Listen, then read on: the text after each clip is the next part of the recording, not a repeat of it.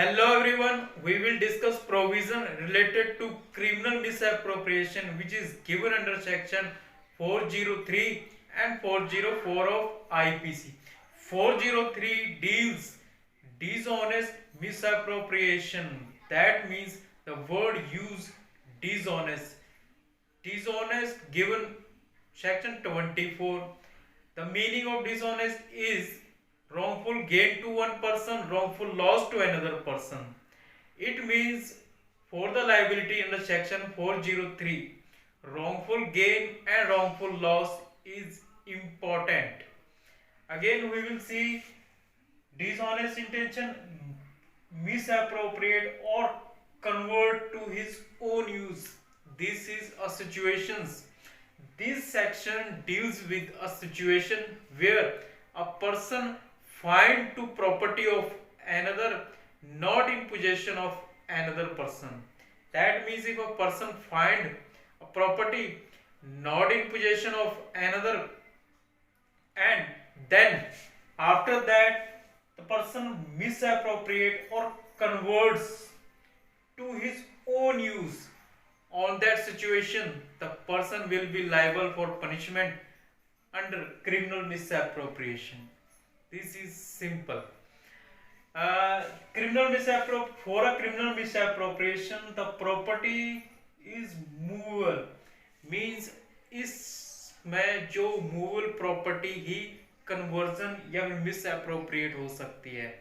अगर वो property movable नहीं है देन वो क्रिमिनल मिस अप्रोप्रिएशन या डिसऑनेस्ट मिस अप्रोप्रिएशन के अंडर नहीं आएगा. इट मींस जो मूवेबल प्रॉपर्टी है ना वो हमने देखा है थेफ्ट के प्रोविजन में. थेफ्ट के प्रोविजन में भी दिया गया है कि theft only related to movable property. So it is also the criminal dishonest misappropriation is only related to movable property. Another word is misappropriates or converts है ना, जो misappropriate और conversion है ना, it is not necessary, it is not needed not to be permanent.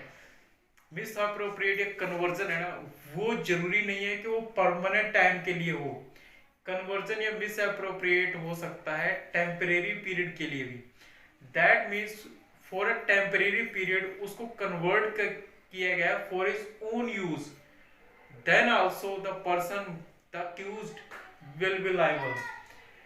And जो property है ना must be owned by somebody, means जो प्रॉपर्टी किसी के पोजेशन में नहीं है बट उसका ओनरशिप जरूर है, प्रॉपर्टी का ओनरशिप है.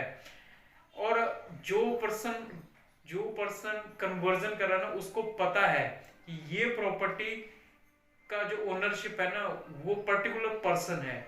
ऑन दैट सिचुएशंस वो डिसऑनेस्टली प्रॉपर्टी को कन्वर्जन करता है और वो लायबल हो जाता है 403 में. एंड जो ये टाइम पीरियड है ना कि प्रॉपर्टी किसी पर्सन को प्रॉपर्टी मिली है और उस प्रॉपर्टी को उसने अपने पास रखी है with the good intention, bona fide intention के थ्रू प्रॉपर्टी उसने अपने पास रखी है. And after find out the owner of property he restore it, then on that situations the person will not be liable for criminal misappropriation. That means अगर वो reasonable time period के लिए अपने पास रखता है प्रॉपर्टी for restoring purpose के लिए, then on that situations वो person जो है वो punishment के लिए liable नहीं होगा.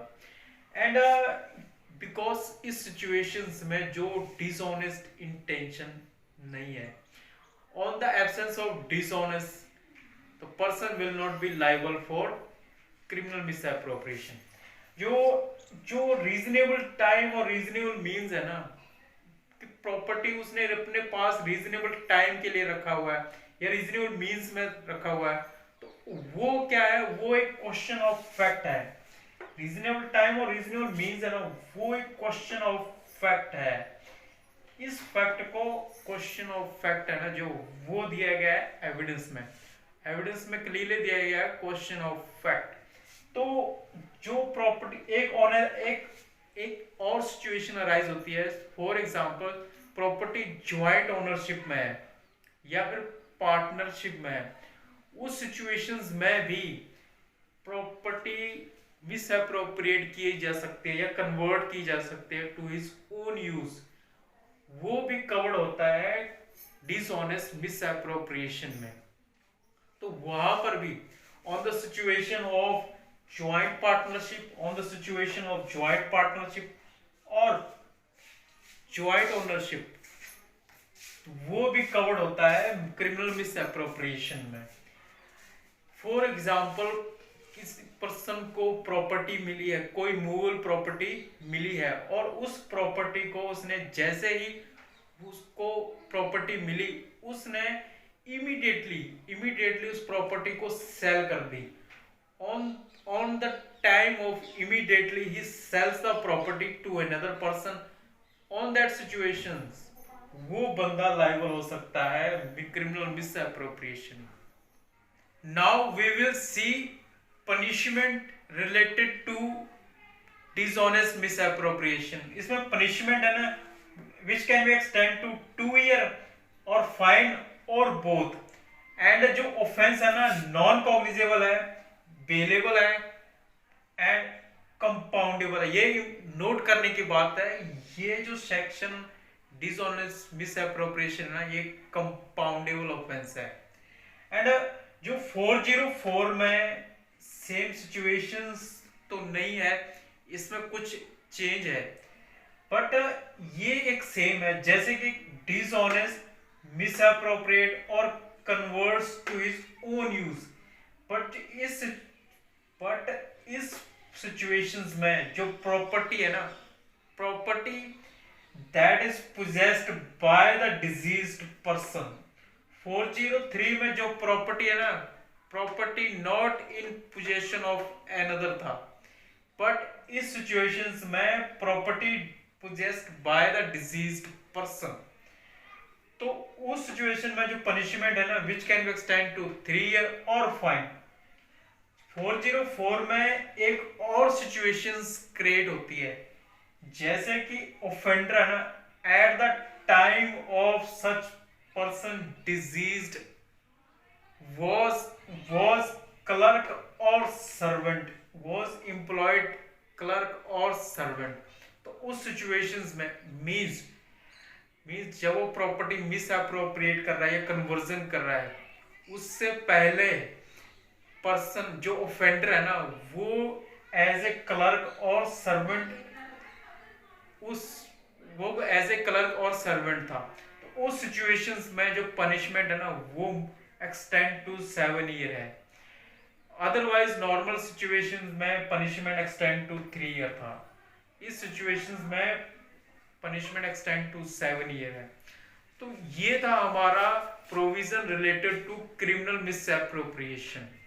आई hope you understand very well.